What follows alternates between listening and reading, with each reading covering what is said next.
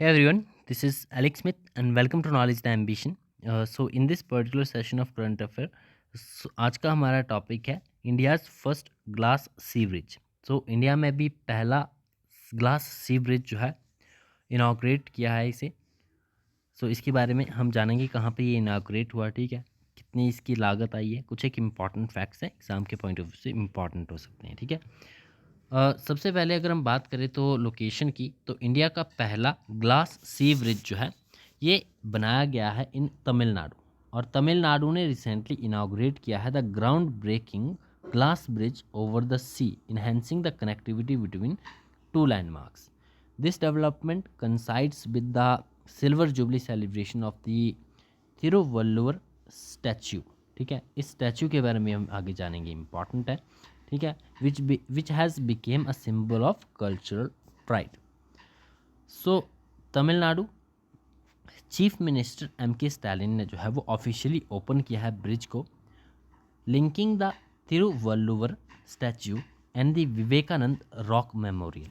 ये भी इंपॉर्टेंट है, इसके बारे में भी जानेंगे। तो तिरुवल्लुवर स्टैच्यू और विवेकानंद रॉक मेमोरियल को ये ग्लास ब्रिज जो है वो कनेक्ट कर रहा है इन दी Kanyakumari. The event celebrated the statue's 25th anniversary, marking its significance in the Tamil culture. अब ब्रिज की स्पेसिफिकेशंस आपको ध्यान में रखनी है। ग्लास ब्रिज है, इट स्पैन्स अराउंड 77 मीटर्स ये लॉन्ग है, ठीक है, और 10 मीटर चौड़ा है, ठीक है। Constructed at the cost of 37 crore की कॉस्ट के साथ ये टोटल कंस्ट्रक्ट किया गया है। It allows visitors to walk between the two landmarks while enjoying view of the sea below. The bridge addresses previous transportation issues caused by rough sea and low tides, providing a reliable means of access.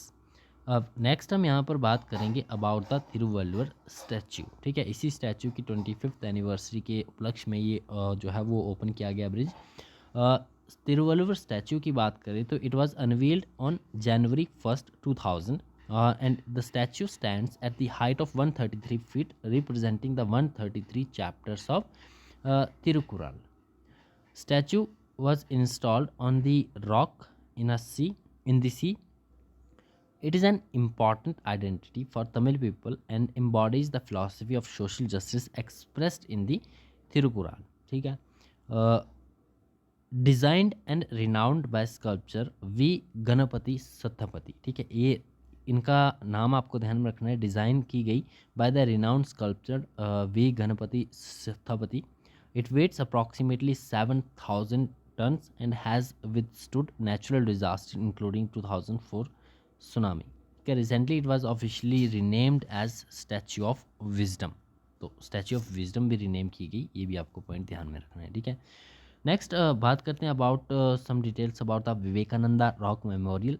Vivekananda rock memorial जो है located है on one of the two rocks about 500 meters off the mainland of the Vavathurai at the southernmost tip of India in Kanyakumari Tamil Nadu. तो ये तमिलनाडु के ही दोनों location है, ठीक है, 77 मीटर की रेंज में है। तो यहाँ पर जो है ये ग्लास ब्रिज बनाया गया है। The rock was surrounded by the Laccadive sea where the Bay of Bengal, Indian Ocean and Arabian Sea meets. The memorial was constructed in 1970 to honor Swami Vivekananda, who is believed to have attained enlightenment on the rock. तो 1970 में स्वामी विवेकानंद को honour करने के लिए जो है ये memorial जो है वो कंस्ट्रक्ट किया गया था, ठीक है। It's main